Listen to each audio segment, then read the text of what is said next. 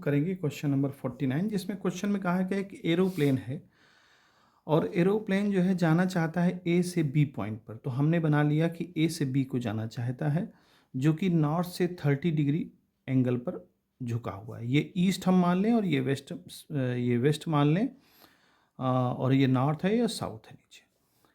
तो अब ध्यान ये देना है कि क्वेश्चन में कहा है कि विंड भी फ्लो कर रही है।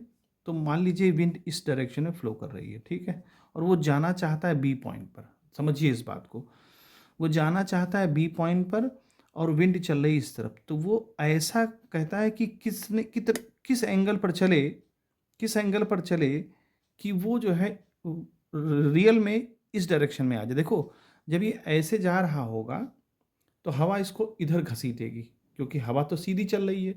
तो जब ये ऐसे जाएगा तो हवा के जो थपेड़े हैं वो उसको लगेंगे और वो इस तरफ मुड़ मुड़ जाएगा। तो वास्तव में उसको यहाँ पहुँचना है, इस पॉइंट पर, लेकिन वो चलेगा इस डायरेक्शन में तभी वो, तो मान लें कि थीटा डायरेक्शन में चलना चाहता है वो। तो इतने एंगल पर चले कि ये रियल में ये बी पॉइंट पर पहुँच जाए। तो अब यहाँ पर देखिए, जो चौड़ाई दे रखी है, जो बी पॉइंट है जो यहाँ से, वो 500 मीटर की दूरी पर है। तो अब अगर इसमें थोड़ा सा हम एक्सेस का घुमाव कर लें तो ये क्वेश्चन आसान हो जाएगा।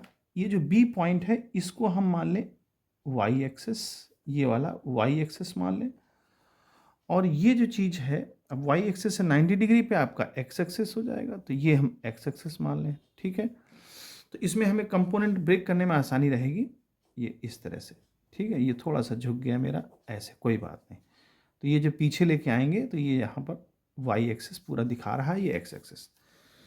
तो ऐसा करने में हमारे लिए क्या सुविधा रह जाएगी कि हम कंपोनेंट में ब्रेक कर लें। तो देखो, ये जो हमने लिखा है ना, ये प्लेन की विद रिस्पेक्ट टू विंड है स्पीड, और ये प्लेन की स्पीड है जो ये वास्तव में यहाँ पहुँचना चाह रहा है, और ये विंड की स्पीड है वी डब्ल्यू।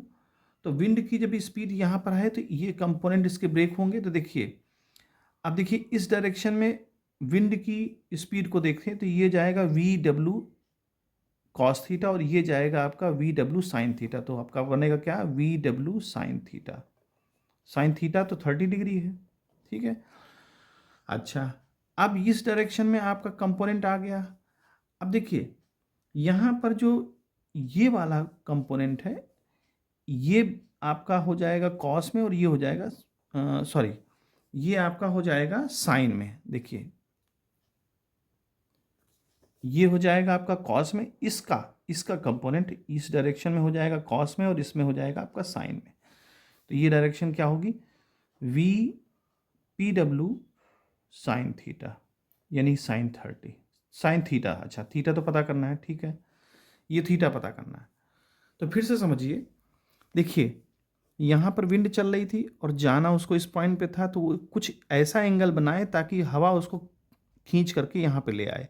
तो हमने क्या किया, इस डायरेक्शन को y मान लिया और इसको x मान लिया, उसके परपेंडिकुलर x होगा। इससे होगा क्या कि इस जो विंड की जो स्पीड है, जो विंड की डायरेक्शन है, उसको दो भागों में बांट सकते हैं, एक ये और एक ये। ऐसे ही पी डब्ल्यू यानी कि जो प्लेन की विंड के रिस्पेक्ट में है, उसको भी दो भागों में बांट सकते हैं, एक ये डायरेक्शन और एक ये डायरेक्शन। जब इन दोनों में ये दोनों डायरेक्शन इक्वल कर दें, क्योंकि दोनों इक्वल है, इक्वल ही हो जाएंगी तभी, तो इस तरफ तो मूव कर नहीं रहा है, तो इन दोनों को हम इक्वल कर सकते हैं वेक्टर मेथड से। तो क्या बन जाएगा, यहाँ पर देखिए विंड की स्पीड हमारी बन जाएगी, विंड की स्पीड हमको दे रखी है क्वेश्चन में 20 मीटर पर सेकेंड, और साइन 30 की वैल्यू 1/2 होती है। पी डब्ल्यू और साइन थीटा ये हमें फाइंड करना है। अच्छा, जो स्पीड ऑफ एयर की है वो भी 150 मीटर है पर सेकेंड, तो ये भी लिख देते हैं हम साइन थीटा। अब अगर इसको डिवाइड करेंगे तो 10/150 आ जाए, 10 आएगा, फिर उसके बाद साइन थीटा की वैल्यू आ जाएगा 1/15, ठीक है। तो यहाँ पर अगर हम देखें तो थीटा की वैल्यू साइन इनवर्स 1/15 आ जाएगी। अच्छा, ये हमारा एक आंसर आ गया, जो कि पहला आंसर उसने पूछा था, ठीक है, कि find the direction in which the pilot should head the plane to reach the point B. तो उसको इस एंगल पर चलेगा तो उसको जो है यहाँ पर पहुँच जाएगा। अच्छा, अब इसी साइन थीटा से अगर हम एक वो निकाल लें कॉस, क्योंकि कॉस की जरूरत पड़ेगी आगे, तो साइन थीटा आपका आ जाएगा 1/15 है, तो यानी कि परपेंडिकुलर अपॉन बेस।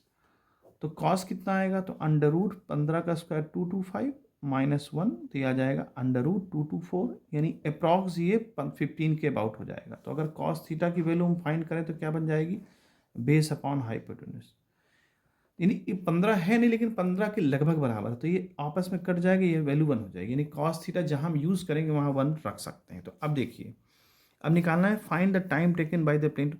अब ए से बी तक जाने में उसको कितना समय लगा, तो देखिए टाइम इज इक्वल टू हो जाएगा डिस्टेंस अपॉन स्पीड। अब स्पीड देखिए क्या होगा, देखिए इसका ये कंपोनेंट हमारा कॉस में आएगा, तो V P W cos theta, और इसका इस डायरेक्शन में कॉस में आएगा, दोनों का कॉस में आएगा, तो भाई विंड का भी कॉस में आएगा और उसका भी कॉस में आएगा, तो कॉस, अब इसका तो चूंकि दे रखा है 30 डिग्री, तो इसका 30 लिख देते हैं। डिस्टेंस हमारी क्या दे रखी है क्वेश्चन में, 500 किलोमीटर दे रखा है, तो 0.5 कर लें इसको, क्योंकि 1000 से मल्टीप्लाई करेंगे तो मीटर हो जाएगा। अब पी डब्ल्यू की वैल्यू कितनी दे रखी है, पी डब्ल्यू की वैल्यू दे रखी है 150, ठीक है, और कॉस थीटा की वैल्यू अप्रॉक्स 1 है, तो ये 1 से मल्टीप्लाई कर दें। वी डब्ल्यू की वैल्यू हमको दे रखी है 20, और कॉस 30 की वैल्यू √3/2। तो जब इसको हम सॉल्व करेंगे तो ये लगभग जो है 3000 सेकेंड्स के में आएगा अप्रॉक्स, टाइम जो है 3000। अब इसको अगर हम मिनट में चाहते हैं, क्योंकि आंसर हमारा मिनट में दिया है, तो इसको 60 से आप डिवाइड कर दें, ठीक है, कितना बन जाएगा 50 मिनट। तो इस तरह से हम इसको, बस हमारा यहाँ मेन टारगेट था कि कंपोनेंट में ब्रेक करना।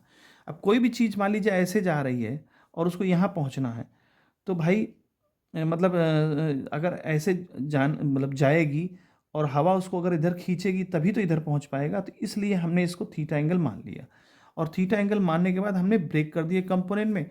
तो पहला जब कंपोनेंट ब्रेक करेंगे तो साइन में आ जाएगा वैल्यू, तो वो साइन थीटा चाहिए।